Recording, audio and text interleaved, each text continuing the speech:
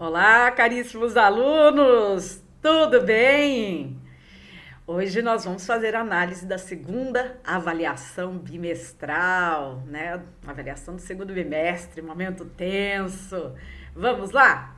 Então, queridos, a primeira pergunta, ela versava sobre o conteúdo culpabilidade. Então tinha a seguinte redação: Daniel, com 18 anos de idade, conhece Rebeca, com 13 anos de idade, em uma festa e a convida para sair.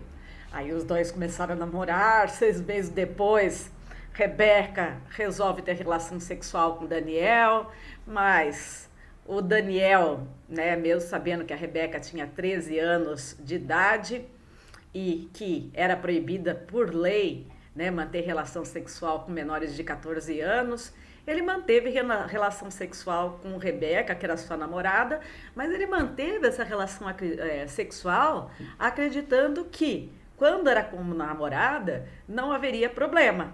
Mas, né, essa causa de justificação, ela não existe na lei. Bom, os pais de Rebeca descobriram, certo? Aí foram para a polícia. Daniel foi denunciado pelo crime de estupro de vulnerável e a defesa alegou que ele agiu em erro, né? Ele praticou a relação sexual porque ele agiu em erro. Mas de acordo com a teoria limitada da culpabilidade, que é a teoria adotada pelo nosso Código Penal. Qual que foi esse erro que Daniel incidiu, senhores? A nossa resposta é a letra D, erro de proibição indireto, certo?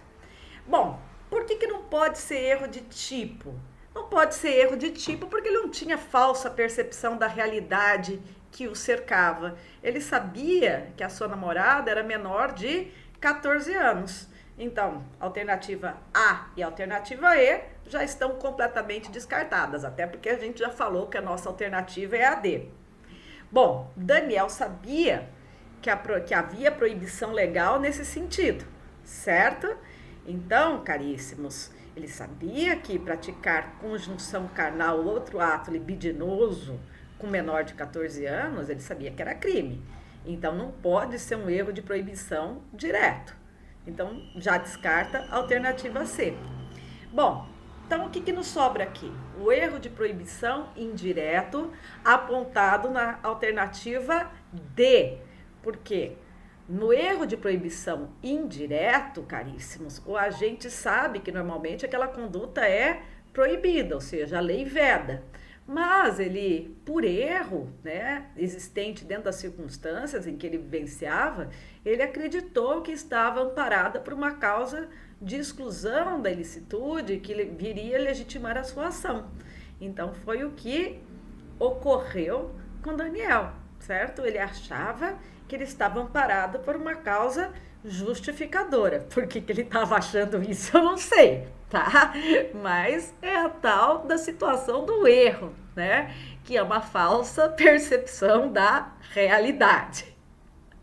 Gente, tô pensando numa causa de exclusão da ilicitude aqui, mas é melhor não falar, fica quieta. Em off eu falo. Então, gente, foi o que ocorreu com o Daniel. Ele achava que ele estava amparado por uma causa de justificação, quando na verdade ele não estava, certo? Então, ele errou sobre a existência de uma causa de exclusão da ilicitude, que seria o exercício regular de um direito. Mas só recordando, gente, no erro de proibição direto, o erro vai recair sobre a própria norma penal incriminadora, tá? Tranquilo? O que não é o nosso caso. Poderia gerar uma confusão entre o erro de proibição direto e indireto, mas não é o nosso caso, porque o nosso caso é o erro de proibição indireto. Vamos para a questão 2. A questão 2, ela versa sobre a ilicitude. Então, ela traz aquela situação de 2 náufragos em alto mar, disputando um único colete salva-vidas, né, depois do barco deles ter sido totalmente destruído. Então, nessa situação, a gente pode afirmar que é correto que nenhum deles pode invocar a legítima defesa contra o outro, mas sim o estado de necessidade. Por que o estado de necessidade, senhores? A gente tem que ir para o artigo 24 do Código Penal, que fala o seguinte: considera-se em estado de necessidade quem podia, para salvar de perigo atual, que não provocou por sua vontade, nem podia de outro modo evitar, direito próprio ou alheio, cujo sacrifício nas circunstâncias não era razoável exigir-se. Senhores, na letra B, certo? Fala, caso de um dos náufragos morra, o sobrevivente não cometerá crime porque agiu no exercício regular de um direito. Nossa, gente, exercício regular de um direito, né? Será que regularmente a gente pode matar as outras pessoas? Não, certo? Lembra lá, artigo 5º, inciso 2 da Constituição Federal, que fala: ninguém é obrigado a fazer ou deixar de fazer alguma coisa, senão em virtude de lei, certo? Então, o exercício regular de um direito, ele é uma causa de exclusão da ilicitude em que quando o agente está autorizado a este comportamento, como, por exemplo, a prisão em flagrante feito por qualquer um do povo, em particular, tá? A letra C também está incorreta. A letra C fala que, ocorrendo o falecimento de um deles, o sobrevivente será responsabilizado pelo artigo 122 do Código Penal, que é o induzimento, instigação ou auxílio ao suicídio ou automutilação. Pelo amor de Deus, ninguém se suicidou aqui, certo? O que eles estavam disputando era um salva-vidas. Então, essa alegação que poderia ter incidência ao artigo 122 do Código Penal, totalmente, né, desvalida, totalmente irregular. Senhores, né, não tem aqui a configuração do artigo 122, certo? 122 é outra coisa. A letra D fala o estrito cumprimento do dever legal. Nossa, não, pelo amor de Deus, tem que lembrar que o estrito cumprimento do dever legal está sempre ligado a agentes públicos no exercício regular das funções a eles atribuídas por lei. Então, aqui também não. E a letra E fala: eventual sobrevivente responderá por o crime de homicídio culposo, pois o raio causou naufrágio. Creio em Deus Pai, certo? Não tem absolutamente nada a ver, né? Não há uma responsabilização, neste caso, por homicídio culposo, porque ele está amparado pelo estado de necessidade, certo? E naquela situação que eles se encontravam, né, não houve excesso em virtude do estado de necessidade, então não vai ser responsabilizado por absolutamente nada. E aí, sem parar para pensar, sem para respirar, vamos para a questão 3, e a questão 3, ela versa sobre o concurso de pessoas ou concurso de agentes. Então, é dito o seguinte: no que diz respeito ao concurso de pessoas e às expressas regras dos artigos, expressas regras do Código Penal, ou seja, aquelas regras contidas nos artigos 29 a 31 do Código Penal, certo? Onde nós encontramos as disposições acerca do concurso de pessoas ou concurso de agentes. Vamos lá, assertiva A.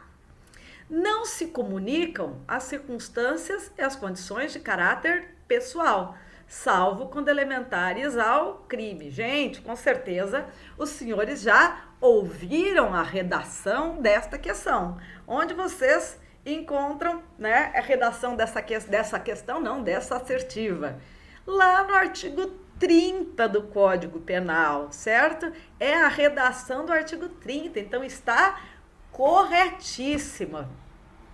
A letra B fala o seguinte: quem de qualquer modo concorre para o crime incide nas penas a este cominadas na medida da sua vontade. Não, não, não, 1000 vezes não, por favor, não.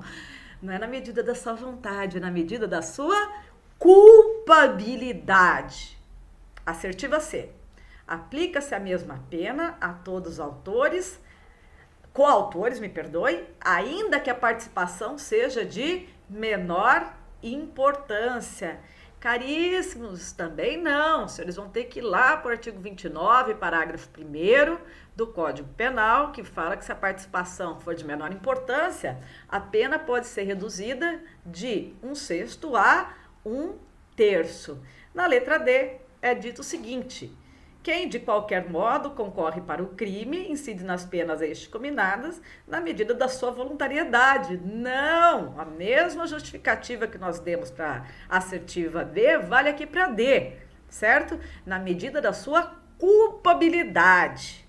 E sempre que o crime, mesmo que o crime sequer seja tentado, o ajuste, a determinação, a instigação e o auxílio são sempre puníveis, sempre são puníveis. Não! Para que a gente possa pensar em tentativa de um crime, há de existir ao menos o início dos atos executórios, ou seja, o crime tem que começar a ser cometido. Então, caríssimos, a nossa resposta correta aqui é a letra A. Por quê? Porque é a redação do artigo 30 do Código Penal, certo?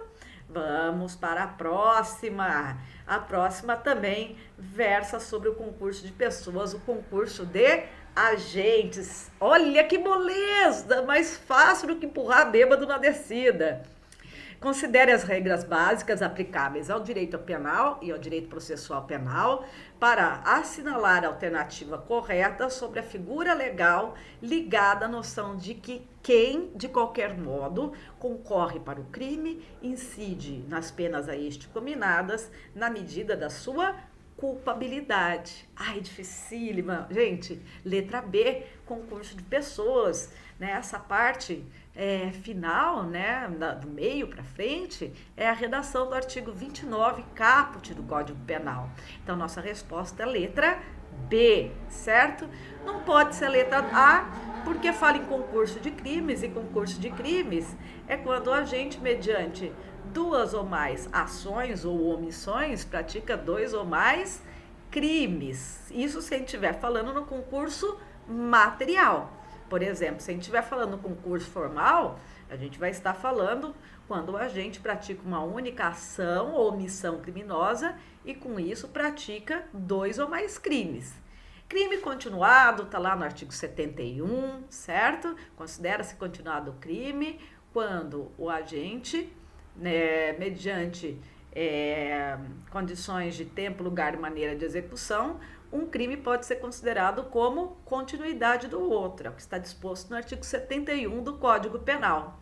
Também não pode ser concurso formal, crime formal, porque no crime formal nós temos lá que o tipo penal descreve a ação e o resultado, mas não há necessidade de ocorrência do resultado para que o crime repute-se como consumado, como, por exemplo, a extorsão mediante sequestro.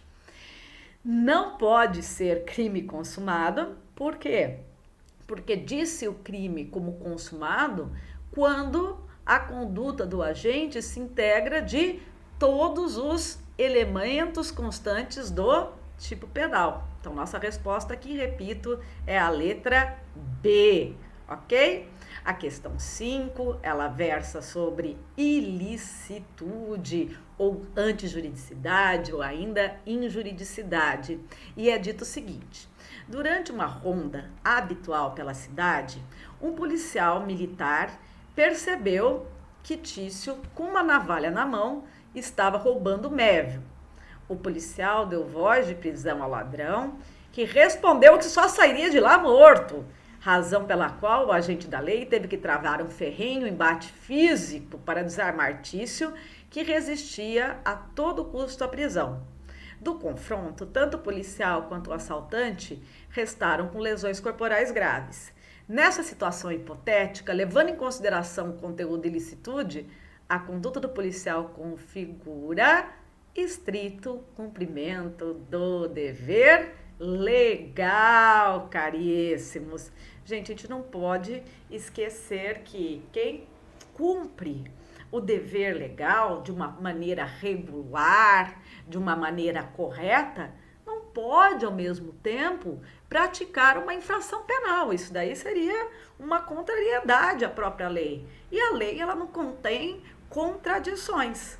Então, não esqueça que no estrito cumprimento do dever legal, nós temos um agente público ou um funcionário público, né, que age por ordem da lei, que ele age amparado por lei e nos estritos limites da lei, certo?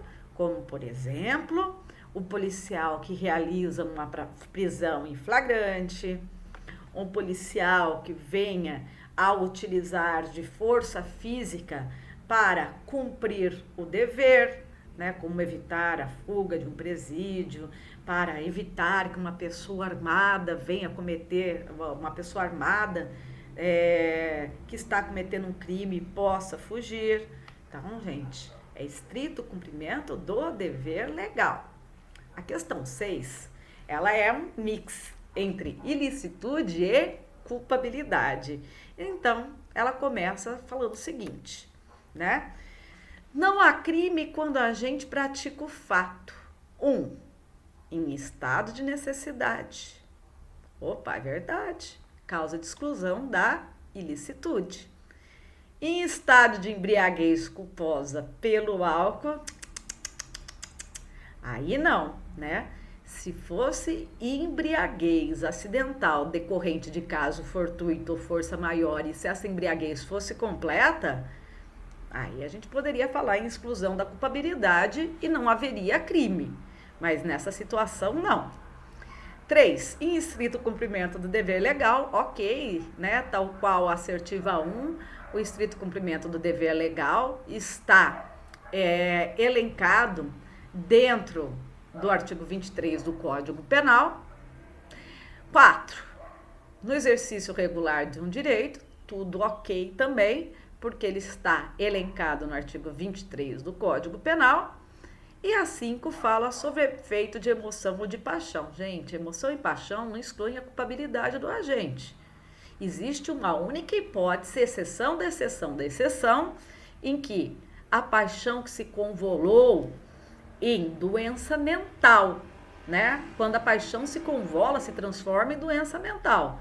Mas aí, né, a gente está falando de doença mental. E quando é doença mental, não há necessariamente exclusão do crime. Cuidado, cuidado. Então, gente, a nossa resposta aqui é letra E, né? Assertivas 1, que fala em estado de necessidade, 3, que fala em estrito cumprimento do dever legal, e 4, que fala em exercício regular de um direito, assertiva E, portanto, ok? Questão 7 também versa sobre culpabilidade, mais especificamente sobre coação moral irresistível. E, gente, né, a gente já tem lá que a nossa resposta é que o agente não será considerado como culpado por exclusão de exigibilidade de conduta diversa, uma vez que, por sua vez, exclui a culpabilidade do agente, certo? Quando a gente fala em coação moral irresistível, há um fato típico e ilícito, certo? Mas, né, neste caso, por ser uma coação moral irresistível, aquela que o agente não podia resistir, o agente não pode ser considerado culpado, certo? Em face da exclusão de exigibilidade de conduta diversa. Na letra B, senhores, seria muito simples, né? A gente tem que lembrar que causa de exclusão da ilicitude, né, do Código Penal na parte geral, né? Não obstante, a gente tem a causa de exclusão da ilicitude também na parte especial, mas lá no artigo 23 do Código Penal, nós temos que lembrar, né, para recordar de todas as causas de exclusão de ilicitude do artigo 23, a gente tem que lembrar do Bruce Lee, né? Mas Lee com 3 Es, tá? L, de legítima defesa, E, de estado de necessidade, E, de estrito cumprimento do dever legal e de exercício regular de um direito, ok? A letra C também está incorreta, porque a coação moral resistível, ela atua como uma circunstância atenuante genérica, lá do artigo 65, inciso 3, letra C, primeira parte. A D também está incorreta, porque a coação física irresistível exclui a própria conduta, certo? E, portanto, a tipicidade, ok?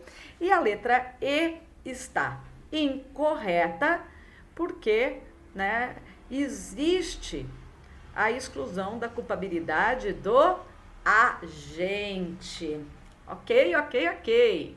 Vamos para a próxima questão, que fala sobre os elementos caracterizadores do concurso de pessoas. Gente, vamos para a assertiva correta, que é a letra B, que é o liame subjetivo e relevância causal das condutas. Vamos recordar? Então, nossa alternativa correta é liame subjetivo e relevância causal das condutas. Para mim é letra B, mas para vocês pode ser outra, porque nossa provinha lá, nosso trabalhinho, nossa avaliação lá no Classroom, virtude da programação do próprio Classroom, as respostas são embaralhadas, as assertivas são embaralhadas. Então, gente, a resposta é liame subjetivo e relevância causal das condutas. Vamos lembrar quais são todos os requisitos do concurso de pessoas? Então, lembra lá: pluralidade de condutas, relevância causal de cada uma dessas ações, liame subjetivo entre os agentes e identidade do fato. Então, para mim aqui, né, é letra B, liame subjetivo e relevância causal das condutas. Para vocês pode ser um gabarito diferente, tá? Uma letrinha diferente. Vamos lá. Questão 9 também versa sobre culpabilidade. Então, a questão 9 ele tem a seguinte redação: no dia 25 de dezembro de 2017, Carlos, funcionário público, recebeu uma visita inesperada do seu superior hierárquico, chamado João, né? E João falou para Carlos que estava sendo investigado pela prática de um delito e exigiu que Carlos alterasse uma informação em um determinado documento público, né, que ele falsificasse esse documento público, de forma a garantir que não fossem obtidas provas do crime que ele estava sendo investigado, certo? Assegurando que, se a sua ordem não fosse cumprida, ele sequestraria o filho de Carlos e mataria. Então, diante desse comportamento do superior hierárquico, o inferior hierárquico, morrendo de medo, já que o seu superior hierárquico é uma pessoa extremamente violenta, vai lá, o inferior hierárquico falsificou o documento público. Mas ele foi descoberto, foi denunciado pela prática do artigo 297, falsificação de documento público. E aí? Diante dessas informações contidas no enunciado da questão, qual seria a tese de defesa do advogado de Carlos, aquele inferior hierárquico, né? Qual que é a tese que a defesa deveria adotar buscando a absolvição do cliente? Senhores, coação moral irresistível, que é uma causa de exclusão da culpabilidade, ok? Então, para mim é letra A, para vocês pode ser um pouquinho diferente.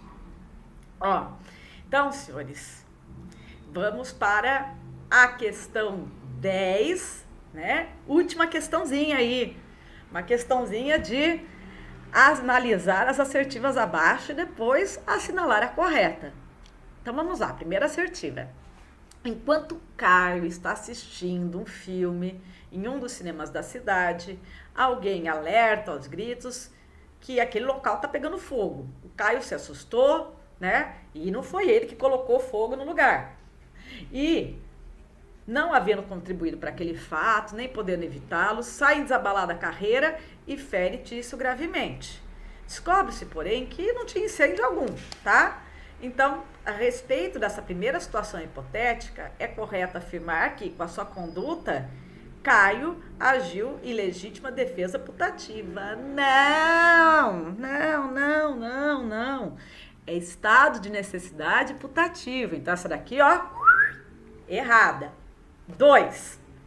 São consideradas causas legais de exclusão da ilicitude, estado de necessidade, legítima defesa, embriaguez voluntária. Esquece embriaguez voluntária, tá? Lembra lá do Bruce Lee, tá? Legítima defesa, estado de necessidade, exercício regular de um direito e... tá faltando? Legítima defesa, estado de necessidade, estrito cumprimento do dever legal e exercício regular de um direito. Pronto, 4 elencados aí. Então, 2 está incorreta também. 3.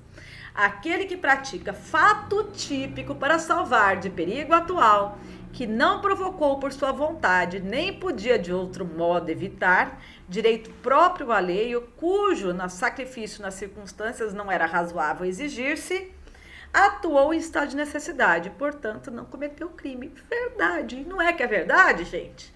Essa assertiva está, ó, corretinha. 4. Ao perceber que A estava atirando em sua direção, B, mesmo lesionado pelos disparos, sacou de sua arma e repeliu a agressão, atingindo o agressor. Podemos afirmar que B não praticou o crime, pois agiu em legítima defesa. Correto! Então, gente, para mim, a resposta aqui é letra E. As alternativas 3 e 4 condizem com a legislação em vigor, ok? E assim encerramos aqui o nosso videozinho sobre análise da segunda avaliação bimestral. Mas não esqueçam que, né, eu estou à disposição para vocês no WhatsApp e faremos ali, conversaremos através do vídeo, numa live, ok? Senhores, muito obrigada pela atenção, um grande abraço, sempre aquela recomendação de que cuidem-se e cuidem dos seus. Quando voltarmos, quero todos com muita saúde. Um grande abraço, fiquem com Deus. Tchau!